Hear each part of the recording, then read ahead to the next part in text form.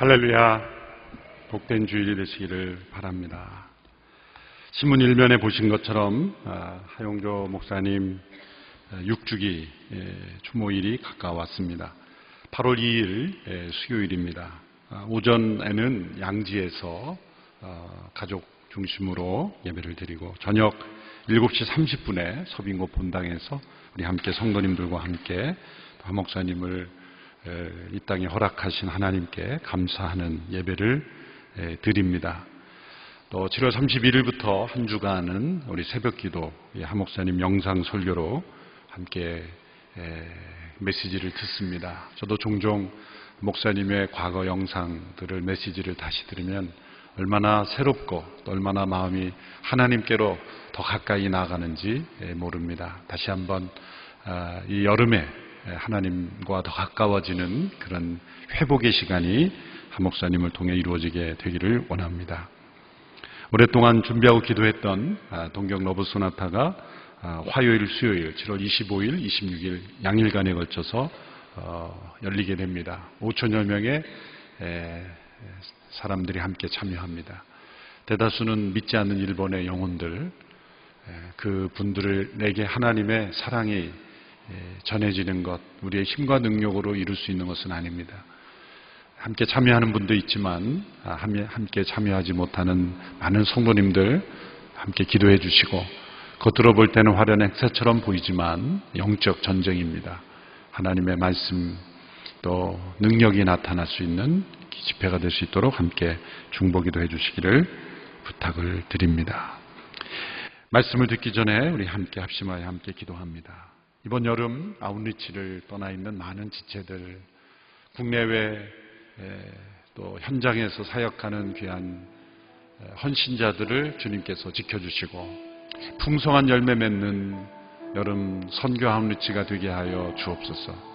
동경 러브 소나타 위에 하늘문을 여시며 성령의 놀라운 역사로 믿지 않는 수많은 영혼들이 주께로 돌아오는 거룩한 집회 되게 하여 주시옵소서. 합심하여 함께 기도하겠습니다. 살아계신 하나님, 무더운 여름 주의 복음과 하나님의 사랑을 품고 온 세상에 흩어져 복음을 전하는 신실한 하나님의 사람들을 붙잡아 주시고 그들의 사역을 통해 헌신을 통해 아버지의 나라가 임하게 되기를 원합니다.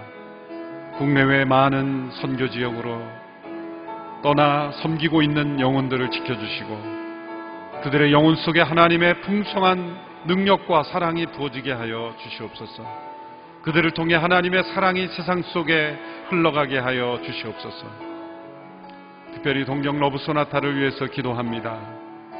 일본에 믿지 않는 수많은 영혼들을 위하여 지난 10년간 이루어진 이 러브 소나타 사역이 더욱더 풍성한 열매 맺는 사역으로 발전하게 하여 주시고 이번 집회에 참여하는 영혼들이 주께로 돌아오는 역사가 있게 하여 주시고 이 영적 전쟁에서 승리케 하여 주시고 하나님의 임재하심이 나타나는 집회가 되게 하여 주시기를 원합니다.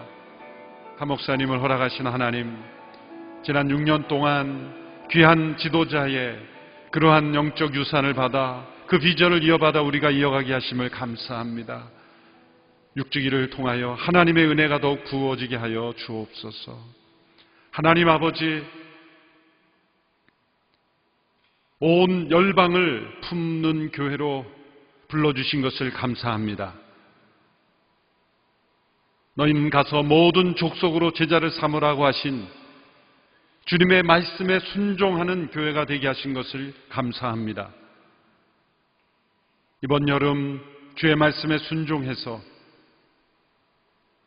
선교사역에 자신의 소중한 시간과 물질과 마음을 들여 헌신하고 있는 귀한 주님의 아들, 딸들을 복되게 하시고 지켜주시고 그들을 통해 주의 나라가 임하는 역사가 있게 하여 주시옵소서. 지난 10년 동안 러브소나타를 통해 역사하신 하나님, 돌아오는 화요일, 수요일 동경에서 열린 러브소나타를 통해 일본에 믿지 않는 영혼들이 주께로 돌아오는 기적의 역사, 사도행전의 역사가 일어나게 하옵소서. 하영조 목사님 6주기 추모를 맞이하여 우리의 마음속에 귀한 지도자를 허락하신 하나님께 감사하며 우리가 받은 영적 유산과 그 비전을 우리가 함께 소중하게 간직하며 이루어가는 우리 모두가 되게 하여 주시옵소서. 오늘도 하나님의 음성의 귀를 기울입니다. 말씀을 통해 우리에게 임재하시고 섬세하게 인도하시는 하나님의 음성을 듣고 순종하게 하여 주시옵소서. 예수님의 이름으로 기도하옵나이다. 아멘. 오늘 본문 말씀의 분위기는 매우 슬픕니다. 40년 동안 이스라엘 백성들을 이끌었던 모세가 하나님의 부르심을 받아 이제 이 땅에서의 사역을 정리하는 모습이기 때문입니다. 광야 40년을 이끌었던 그런 가나안 땅에 들어가지 못합니다. 하나님께서 모세를 부르십니다. 이제 내게 죽을 날이 가까이 왔다. 그런 여호수아와 함께 회막으로 나오라는 말씀을 듣습니다. 모세가 세상을 떠나는 것은 아쉽고 슬픈 일이지만 그 가운데 감추어진 하나님의 은혜가 있습니다. 모든 사람이 다 죽지만 특별히 하나님의 종에게 자신의 죽을 날이 가까이 왔다는 것을 알려주심으로써 미리 준비할 수 있는 그런 시간과 그런 과정을 허락하신다는 것, 그것이 하나님의 은혜입니다. 우리가 언젠가 세상을 떠날 때 하나님께서 어떤 모습으로 우리를 데려가실지 모르지만 때로 우리에게 죽음의 날을 미리 알려주심으로써 준비하게 하시는 것, 그것은 하나님께서 허락하신 은혜인 줄 우리는 알아야 합니다. 이러한 슬픔 속에 감춰진 또 다른 은혜가 있습니다. 그것은 모세를 통해 이루신 일을 여호수아를 통해서 후계자를 세움으로써 그 사명을 계속 이어가도록 하신다는 거죠. 그래서 여호수아를 함께 부르셨습니다. 그리고 그에게 임무를 부여하셨습니다. 하나님 앞에서 모세와 여호수아가 인수인계를 하는 장면이라고 보시면 되겠습니다. 그런데 모세가 떠나는 것보다 더 슬픈 소식이 있습니다. 그것은 모세가 이끌었던 그 이스라엘 백성들이 모세가 죽은 이후에 그리고 하나님께서 허락하신 가나안 땅에 들어간 이후에 그들이 하나님과의 언약을 깨트리고 이방신들을 섬기는 영적으로 음란한 우상 숭배를 통해서 하나님께서 그 얼굴을 그들에게서 가리우신다. 하나님께서 그 얼굴을 숨기신다. 라는 말씀을 들은 것입니다. 이 말씀을 들은 모세가 얼마나 마음이 아팠을까? 우리는 상상할 수 있습니다. 어느 은퇴한 목사님으로부터 본인이 수십 년간 성심을 다해 목숨을 다해 사역했던 교회가 그분이 은퇴한 이후에 교회가 어려워지는 것을 보면서 너무나 가슴 아파하는 그 간증을 들었던 적이 있습니다. 모세가 그 백성을 출애굽 때부터 광야 40년에 이르기까지 마음을 다하여 하나님께 순종함으로 이끌었던 그 백성들이 가나안 땅에, 약속의 땅에 들어가서 그들이 타락하여 하나님의 징벌을 받고 하나님께서 그 얼굴을 숨기신다는 것, 그 메시지는 모세에게도 큰 슬픔의 소식입니다. 그러나 무엇보다도 슬퍼하시는 분은 바로 하나님이시죠. 하나님의 그 마음에 담겨있는 그 슬픔을 모세에게 전해주시는 것입니다. 오늘 본문에 보면 신명기 31장 16절에서 18절의 말씀에 바로 그 내용을 모세에게 알려주십니다. 16절에 18절의 말씀을 우리 같이 한 목소리로 함께 읽겠습니다. 시작. 그때 여호와께서 모세에게 말씀하셨습니다. 너는 너희 손조들과 함께 잠들 것이지만 이 백성들은 그들이 들어갈 그 땅에 이방 신들과 음란한 짓을 할 것이다. 그들은 나를 버리고 내가 그들과 맺은 언약을 깰 것이다. 그날에 내가 그들에게 진노할 것이고 그들을 버릴 것이다. 내가 내 얼굴을 그들에게서 숨기고 그들을 멸망시킬 것이다. 많은 재앙들과 어려움이 그들에게 닥치면 그날에 그들이 우리 하나님이 우리와 함께 하시지 않아서 이런 재앙들이 우리에게 닥친 것이 아닌가 하고 물을 것이다. 그리고 나는 그날에 그들이 다른 신들에게 눈을 돌린 그들의 모든 악함으로 인해 내 얼굴을 숨길 것이다. 하나님께서 우리에게 주시는 가장 소중한 선물은 바로 하나님의 임재입니다. 아이들이 어렸을 때는 부모님이 주는 어떤 선물, 그게 더 소중하죠. 부모님께 자주 찾아오는 이유가 사실은 부모님을 뵙고 싶어서 보다도 부모님이 주시는 용돈. 제가 청소년 때 부모님과 떨어져서 서울에서 살았는데 매주 찾아가야 아버님이 용돈을 주시는 거예요. 마음속에 불만이, 계좌로 이체해 주시면 되는데 굳이 그렇게 일주일마다 가는 게 좀 제가 힘들었나 봐요.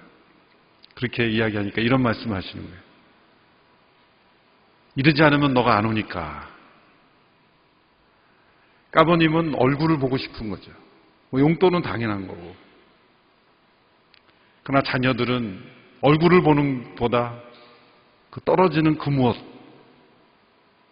철이 들어서야 이제는 부모로부터 받는 그 무엇인가 보다 부모님의 얼굴을 뵙는 것 그 자체, 부모님의 임재 자체가 축복이라는 것을 깨닫는 거죠.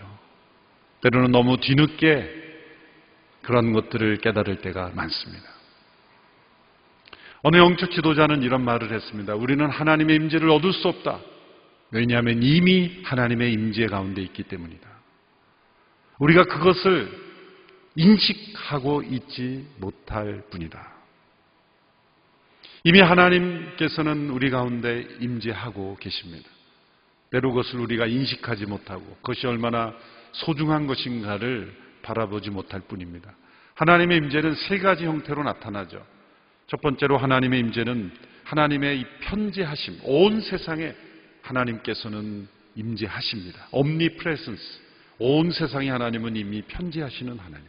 두 번째로 하나님은 우리 개개인의 삶 속에 임재하시는 personal indwelling presence, 우리 개인의 삶 속에 임재하신 하나님. 얼마나 놀라운 신비하심입니까?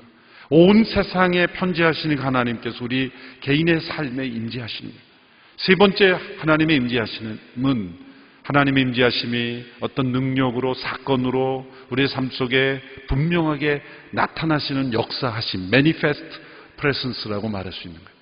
때로는 기적이 나타나고 병이 낫고 또 연약한 자가 강건함을 입고 회복이 일어나고 화해가 일어나고 초자연적인 기적의 능력으로 하나님의 임재가 나타나는 거죠. 이런 하나님의 임재하심을 한마디로 표현하면 하나님의 얼굴이 우리 가운데 비춰지고 하나님의 얼굴이 우리 가운데 나타나신다. 그렇게 표현할 수 있습니다. 민수기 6장 25절 26절에서는 아론과 제사장들에게 백성들을 이렇게 축복하라고 말씀하셨습니다. 민수기 6장 25절 26절의 말씀을 같이 읽겠습니다. 시작. 여호와께서 그 얼굴을 내게 비추시고 내게 은혜 베푸시기를 비노라. 여호와께서 그 얼굴을 너를 향해 드시고 내게 평강을 주시기를 비노라. 하나님의 얼굴은 하나님의 임재하심을 뜻하죠. 그 얼굴을 비추어 주신다는 것은 하나님의 임재로 인하여 우리가 하나님을 알게 된다, 친밀하게 알게 된다는 것입니다. 그런데 26절에서는 하나님께서 그 얼굴을 드신다 이런 표현을 했습니다. 얼굴의 빛을 비추어 주시는 것에서 더 나아가서 얼굴을 드신다. 히브리어 표현에 얼굴을 든다 혹은 얼굴을 떨군다라는 표현은 얼굴을 떨군다 할 때는 보기 싫다 그런 뜻이죠. 거부하고 미워한다 그런 뜻입니다. 얼굴을 든다라고 할 때는 기뻐한다, 즐거워한다. 너로 인하여 내가 웃음이 가득하다. 너를 바라볼 때 미소가 일어난다 라는 것입니다. 하나님께서 우리에게 얼굴을 비춰줄 뿐만 아니라 우리로 인하여 그 얼굴을 드시는 하나님, 우리로 인하여 기뻐하며 즐거워하시는 그 하나님이시다 라고 표현한 것입니다. 우리의 삶의 가장 큰 행복은 이런 하나님의 얼굴 빛을 받으며 하나님의 얼굴을 드시는, 우리로 인하여 기뻐하시는, 즐거워하시는 그 하나님 안에서 우리도 함께 기뻐하고 그 임재하심을 누리는 것, 이것이 가장 큰 행복입니다. 그런데 이런 하나님의 얼굴에 임재하심의 축복을 거두신다는 거예요. 하나님께서 때로 자신의 얼굴을 가리우시는 세 가지 이유가 있습니다. 첫째, 우리가 보는 것을 따라가지 않고 믿음으로 하나님을 알기를 원하실 때 때로 하나님은 자신의 얼굴을 가리우십니다. 욥의 삶 속에 하나님이 때로 그의 얼굴을 가리실 때가 있었습니다. 엄청난 고난이 오죠. 이해할 수 없었습니다. 욥에게 있는 축복 때문에 욥이 하나님을 사랑하는 것이 아니라 그가 믿음으로, 믿음의 눈으로 하나님을 바라보기를 원하셨기 때문에 그의 고난을 허락하신 거죠. 두 번째로 하나님은 때로 자신의 얼굴을 가리우심으로써 우리에게 발견되는 그런 기쁨, 우리가 하나님을 발견하는 그런 기쁨을 누리기 원해서 얼굴을 가리우실 때가 있습니다. 우리의 삶 속에, 일상생활 속에 늘 함께 하시지만 그 함께 하시는 하나님께서 우리에게 함께 하신다는 것을 우리가 깊이 느끼지 못할 때, 우리가 햇빛의 축복을 늘 해가 떠 있을 때는 누리지 못하지만 어둡고 침침하고 먹구름이 가득한 날이 계속되다가 햇빛이 비치는 그 날이 올 때는 햇빛이 얼마나 소중한지를 깨닫는 것처럼 잠시 우리의 삶의 먹구름으로 하나님의 얼굴을 가리우심으로 도리어 하나님의 임재를 더 분명하게 깨닫게 하시는, 나 여기 있다 라고 외치실 때가 있습니다. 세 번째 이유는 바로 오늘 본문에 나오는 대로 우리의 죄악 때문에 하나님께서 얼굴을 가리우시는 거죠. 이사야 59장 1절 2절에서 말씀했습니다. 같이 읽어보겠습니다. 시작. 보라, 여호와의 손이 너무 짧아서 구원하지 못하시는 것이 아니다. 귀가 너무 어두워서 듣지 못하시는 것이 아니다. 다만 너희 죄악이 너희와 너희 하나님 사이를 갈라놓았을 뿐이다. 너희의 잘못이 하나님의 얼굴을 가렸기 때문에 하나님께서 너희의 말을 듣지 않으실 뿐이다. 우리의 악함이 하나님의 얼굴을 가리우신다는 겁니다. 예레미야 5장 25절에서도 너희 죄가 너희에게 오는 좋은 것을 막았다라고 말합니다. 우리에게 오는 좋은 것은 무엇입니까? 그 하나님께서 얼굴에 빛을 비춰주시고 그 얼굴을 우리에게 들어주시는 임재하심입니다. 죄악이 가져오는 가장 큰 고통은 그 죄악으로 인하여 우리에게 다가오는 어떤 손해, 어떤 고통보다도 더 큰 고통은 하나님의 임재가 사라지는 거예요. 하나님과의 교제가 단절되는 겁니다. 만약 우리에게 있는 세상의 많은 것을 잃어버리는 고통 속에서도 하나님의 임재를 잃어버리지 않는다면 그것은 축복입니다. 무서운 사실은 우리가 하나님의 임재가 없이도 사역을 열심히 할 수 있다는 겁니다. 종교적인 열심을 가지고도 악함으로 인하여 하나님의 얼굴이 가리워진 상태가 있을 수 있다는 겁니다. 예수님께서 유대 지도자들을 경고하신 것은 그들의 제사나 사역에 문제가 있어서가 아니라 그들이 악을 버리지 않으면서 하나님의 얼굴이 가리워져 있는 상태에서 그들이 열심을 냈다는 거죠. 하나님께서 원하시는 것은 제사보다 순종입니다. 악을 떠나 하나님의 얼굴이 가리워지지 않게 하는 것입니다. 하나님께서는 항상 우리에게 얼굴빛을 비춰주기를 원하시고 하나님께서는 우리에게 항상 얼굴을 드시는 그런 임재하심의 축복을 우리 개개인의 삶 속에 능력으로 임재하기를 원하신다는 거예요. 우리 안에 죄악이 있을 때, 우상 숭배가 있을 때 그 하나님의 얼굴 빛을 가리우게 되는 거예요. 좋은 것을 놓쳐버리게 되는 거예요. 하나님께서는 모세와 여호수아에게 장차 일어날 그 백성들의 배교, 우상 숭배, 죄악으로 인한 안타까운 소식을 미리 알려주셨습니다. 장차 그럴 수 있다라는 가능성이 아니라 확실히 일어날 일을 미리 알려주신 거예요.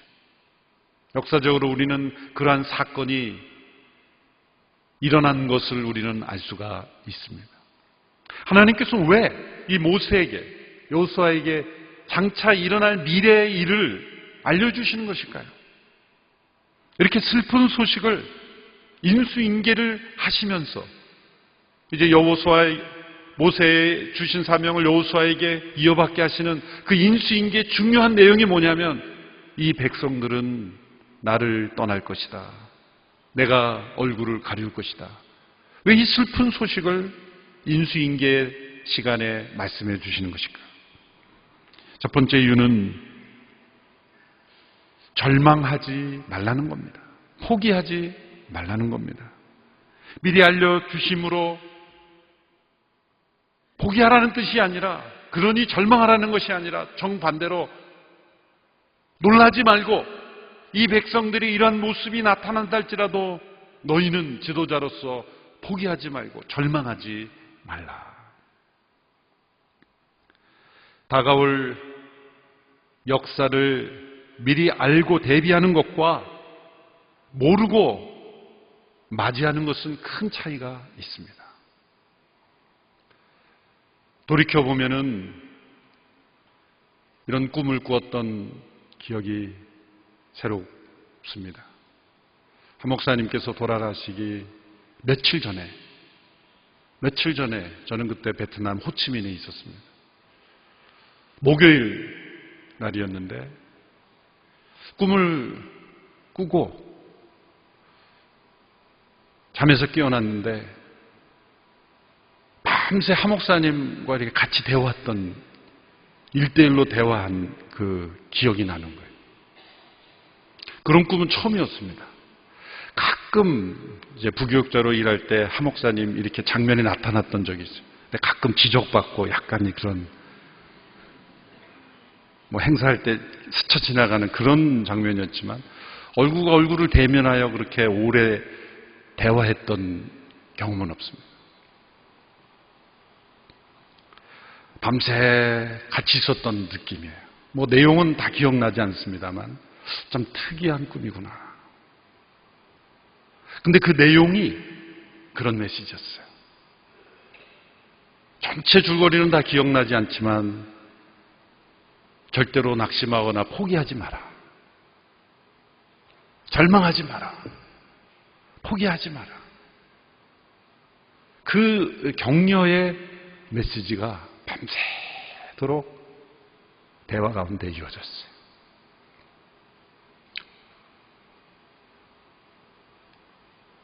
그 온누리교회 지난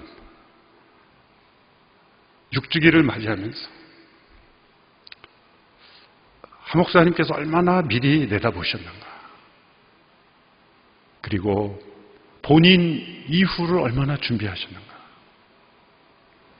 그걸 깨달을 때마다 오늘 신문에 나온 것처럼 사랑하고 보고 싶고 감사합니다.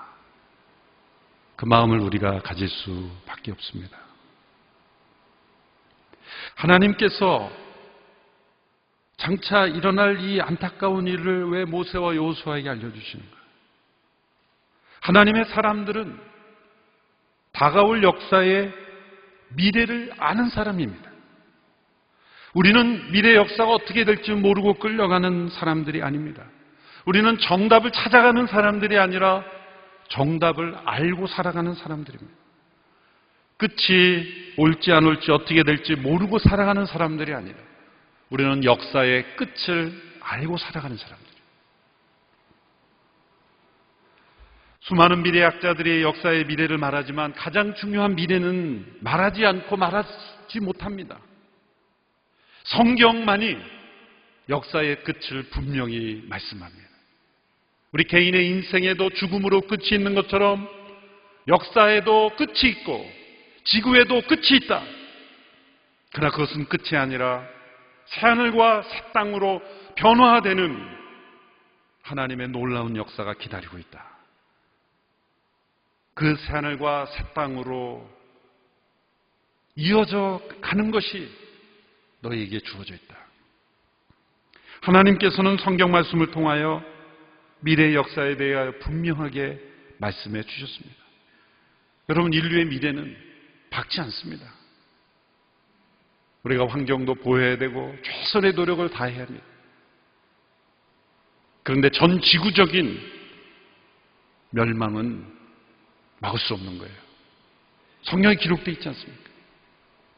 새하늘과 새 땅이 우리에게 임하기 전에 전 지구적인 대환란과 사람들은 점점 더 악해지고 법을 통해 더 어떻게 하면 사람들을 통제할까 하지만 법 자체가 악해지는 거예요. 법 자체가 사람들을 악하게 만드는 거예요. 동성 간의 결혼을 합법화할 이 법 자체가 사람들의 악을 보호해 주는 거예요. 죄를 합리화해 주는 거예요. 모든 사람들이 다 그렇게 원하면 그게 법이 되는 거기 때문에 세상의 미래는 밝지 않습니다. 그건 우리에게 슬픈 소식이죠. 그러나 그 소식을 왜 우리에게 알려줍니까? 두 번째로 오해하지 말라는 겁니다. 이러한 어려움과 재앙이 닥칠 때 우리는 하나님을 오해합니다. 하나님께서 함께 하시지 않아서, 하나님이 능력이 없어서, 하나님이 우리를 버려서 이런 일이 일어나는 게 아닌가 오해하지 말라는 겁니다. 모세에게도 말씀하셨죠. 하나님이 우리와 함께 하시지 않아서 재앙이 닥친 것이 아닌가 그렇게 오해하지 말라. 하나님은 우리가 하나님을 버리기 이전에 먼저 하나님이 우리를 버리시는 법이 없습니다.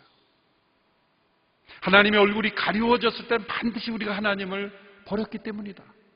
나는 너희를 버리지 않는다. 오해하지 마라. 세 번째로, 그러기 때문에 이 미래에 있을 백성들의 타락을 미리 알려주심으로써 담대하게 이끌라. 그래서 여호수아에게 말씀하셨죠. 강하고 담대하라. 신명기 31장 23절의 말씀을 우리 같이 한 목소리로 함께 읽겠습니다. 시작. 여호와께서 눈의 아들 여호수아에게는 이런 명령을 내리셨습니다. 강하고 담대하여라. 너는 내가 그들에게 약속한 그 땅으로 이스라엘 자손을 인도할 것이다. 내가 너와 함께 할 것이다. 그 백성들은 하나님과의 언약을 깨트리지만 하나님께서는 그 언약에 신실하신 분입니다. 여호수아에게 강하고 담대하라고 말씀하시는 까닭은 그 백성들의 배교에도 불구하고 하나님께서 그들을 포기하지 않으시기 때문입니다. 미리 알려주시는 까닭은 이 백성이 이러니 포기하라는 게 아니라 포기하지 말라, 낙심하지 말라, 오해하지 말라, 그리고 강하고 담대하라. 내가 너를 통해 그 백성들을 이끌 것이다. 사람들을 바라보지 마라. 사람들을 바라보면 분명히 약해진다. 그들이 알아서 잘할 것이라고 생각하지 마라. 그들은 언약을 깨뜨릴 것이다. 그러나 하나님은 신실하시다. 나의 신실함을 바라보라. 그 백성이 어떠한 모습이라 할지라도 변함없이 나를 바라보아야만 한다. 왜냐하면 나는 신실할 것이기 때문이다. 하나님께서 포기하지 않으신다는 것을 모세를 통해 알려주시는 일이 있습니다. 노래를 만들어서 백성들에게 가르쳐주라. 모세의 마지막 사명입니다. 그래서 신명기 32장에는 모세의 노래가 나오죠. 여러분 집에 가서 한번 오늘 모세의 노래를 32장을 쭉 한번 읽어보십시오.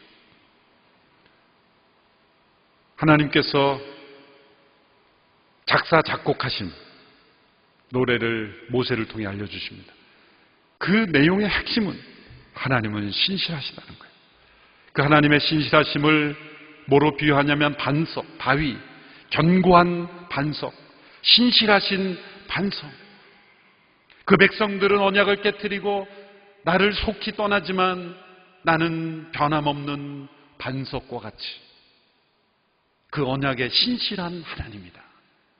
그 백성들은 하나님을 저버리고 배반하지만 나는 너희에 대하여 신실하다. 독수리가 그 새끼들을 날개에 얹고 날듯이 나는 너희들을 그렇게 이끄는 하나님이다 고백하는 것입니다.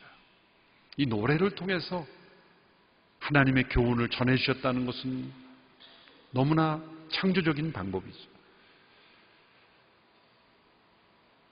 우리 다음 세대들의 역사를 알려주고 교훈을 남겨주는 중요한 도구가 바로 노래입니다. 사실 한 시대 사람들이 어떤 노래를 불렀는가를 보면 그 시대 사람들의 사상을 알 수가 있고 그 사람들의 소망을 알 수가 있죠. 오늘 이 시대 우리 자녀들이 부르는 노래가 너무나 그 가사가 천박하고 사상이 없고 생각이 없고 역사의식이 없는 그런 비상적인 노래인 것을 우리는 너무나 슬퍼해야 합니다. 그래서 음악적인 재능이 있는 분들은 좋은 노래를 많이 만들어야 합니다. 그 노래 속에 하나님에 대한 믿음과 소망을 심어줘야 합니다. 올바른 역사에 대한 가치를 심어줘야 돼요. 우리 하나님께 드리는 찬양도 리듬도 중요하지만 가사가 중요한 거예요. 그 가사 속에 하나님의 역사가 담겨 있는 거예요. 하나님은 신실하시되 우리는 언제나 넘어진다는 겸손한 고백, 그 하나님의 신실하심을 노래하는 그것이 우리의 간증이 되고 그것이 증거가 되어야 되는 거예요. 그래서 우리는 찬송을 부를 때 그 가사가 우리에게 증거가 되는 거예요. 말씀을 그냥 암송하기는 힘들어도 찬송을 통해 노래 리듬을 통해 우리가 함께 말씀을 기억하는 것은 훨씬 쉽습니다. 그래서 우리는 찬송 가사도 많이 암송해야 돼요. 찬송가 집을 찾아 부르십시오. 찬양 집을 구입하세요. 왜 이렇게 모르는 찬양만 부르냐 그러지 마시고 찬양 집을 좀 사서 공부도 하세요. CD도 사서 들으시고 그 가사가 입에 배도록 나의 노래가 되어서 그 노래가 증거가 되도록 하세요. 노래방에 가서 좋은 점수를 받으려고 열심히 연습하는 것 이상만 하시면 많은 찬송을 배울 수 있어요. 그 찬송의 노래의 가사가 나에게 증거가 되는 거예요. 우리의 다음 세대들에게 그 노래를 물려주라. 하나님이 얼마나 크리에이티브한 교육가십니까? 노래를 통해 다가올 역사를 겨울에 어느 날 그 백성들이 하나님의 얼굴을 가리우시는 현장에서 문득 새롭게 야 이거 우리가 불렀던 노래에 다 나와 있지 않을까? 우리가 불렀던 노래에 다 나와 있던 내용이네. 그러면서 포기하지 않는 거예요. 우리는 이렇게 타락하여 하나님께서 우리를 얼굴을 가리우셨지만 하나님은 신실하신 분이시구나. 이 노래에 나온 대로 하나님은 우리를 버리지 않으시는구나. 그렇게 하나님께로 돌아오게 된다는 거예요. 하나님께서 얼굴을 가리우시는 기간은 회복을 위한 징벌일 뿐이지 하나님의 궁극적인 목적은 구속이요 회복입니다. 그 백성들이 순종하지 못하여 심판이 내려지지만 하나님은 그 언약을 여전히 지키시며 궁극적으로 그 백성을 회복시키십니다. 잠시 잠깐 얼굴을 가리우시면 하나님은 그들을 구속하셔서 우리를 변화시키셔서 그 얼굴빛을 비추어 주시고 그 얼굴을 우리를 향해 드시며 우리를 축복하실 겁니다. 그리고 새하늘과 새 땅에서는 얼굴과 얼굴을 대면하여 그 얼굴을 우리에게 보여주실 것입니다. 이러한 회복의 날을 기다리며 때로 하나님께서 얼굴을 가리우시는 우리의 죄악으로 인하여 하나님의 얼굴을 가리우시지 않도록 우리의 죄악을 버리고 하나님께로 나아가는 우리 모두가 되기를 축원합니다. 기도하겠습니다.